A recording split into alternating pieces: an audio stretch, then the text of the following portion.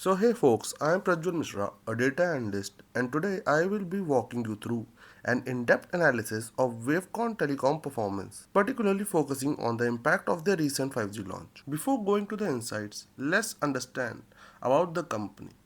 Wavecom is a leading telecommunication company based in Libya. In May 2022, the company took a bold step launching 5G services to provide faster connectivity. Besides its operation in Libya, Wavecom is also active in 15 major cities across India. Here's what we will cover today. Assess the impact of 5G launch on revenue.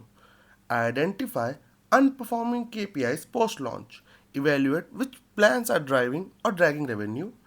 Discuss discontinued plans and the reason behind those decisions. Impact of 5G on revenue.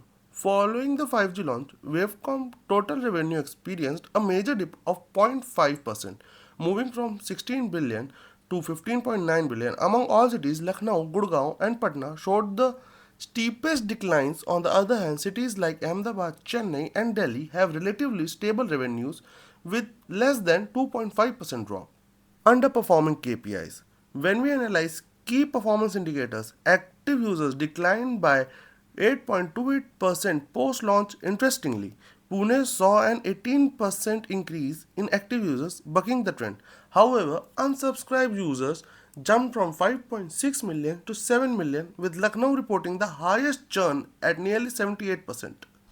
Before going to plan performance overview, we should be knowing the monthly revenue. Monthly revenue of 4G is calculated from Jan to April. The other end, that is from June to September, the 5G plans also launched. So the data analysts have gathered all the data from January to September accordingly. Planned performance overview. Pre 5G plans P1, P2, and P3 were the top performers and they continued to bring in revenue after the rollout. However, plans P4, P5, and P6 shows revenue declines. Wavecom responded by introducing new 5G compatible plans P11, P12, and P13, which performed well in terms of adoption and profitability. Meanwhile, the company discontinued underperforming 4G plans P8, P9, and P10.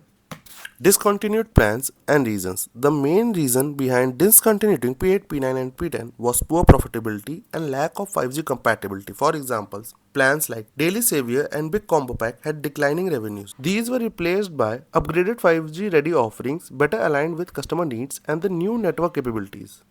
That concludes the presentation. Thank you so much for your time and attention.